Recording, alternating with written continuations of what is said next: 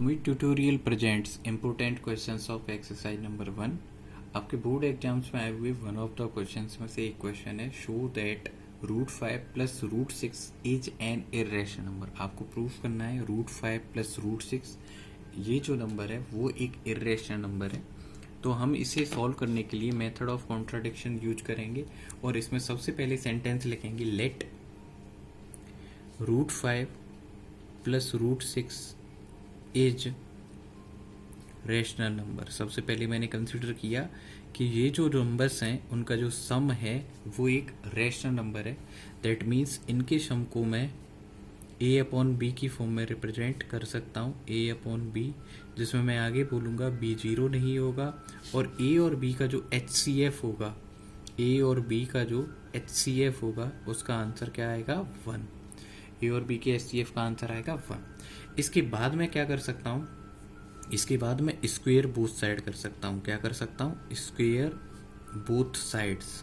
तो दोनों साइड में जब स्क्वायर सॉल्व करूँगा तो जो LHS का एक्सप्रेशन है उसमें a plus B whole square identity open होगी, जबकि RHS में ऐसी कोई आइडेंटिटी ओपन करने की ज़रूरत नहीं है। बेसिक पावर एंड एक्सपोनेंट वाले जो फॉर्मूले हैं वही यूज करने की ज़रूरत है।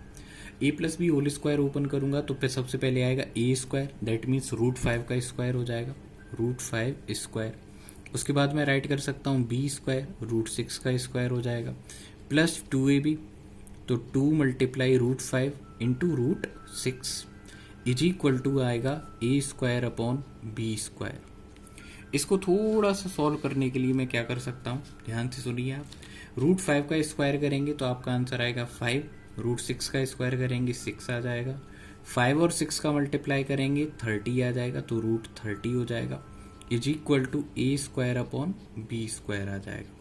5 और 6 को आप ऐड कर सकते हैं तो आप इजीली ऐड ही कर देंगे, तो आंसर आ जाएगा 11 plus 2√30 is equal to a square upon b square. इसके बाद आप 11 को साइड चेंज करवाएंगे, 11 को बोलेंगे कि आप साइड चेंज कर जाओ।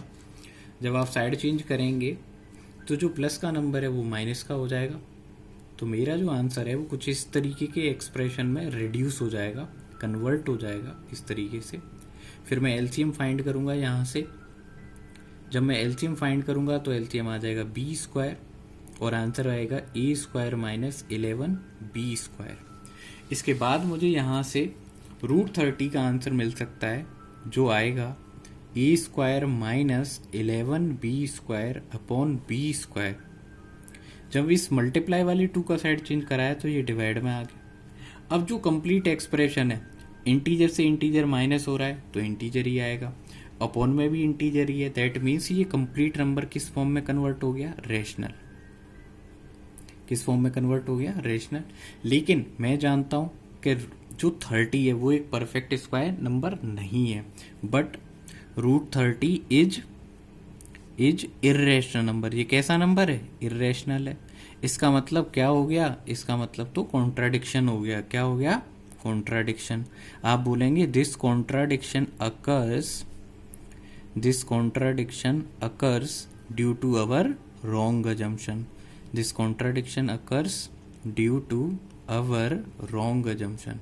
ये जो कॉन्ट्राडिक्शन हो रहा है वो किसकी वजह से हो रहा है? हमारे रॉन्ग अजम्पशन की वजह से हो रहा है।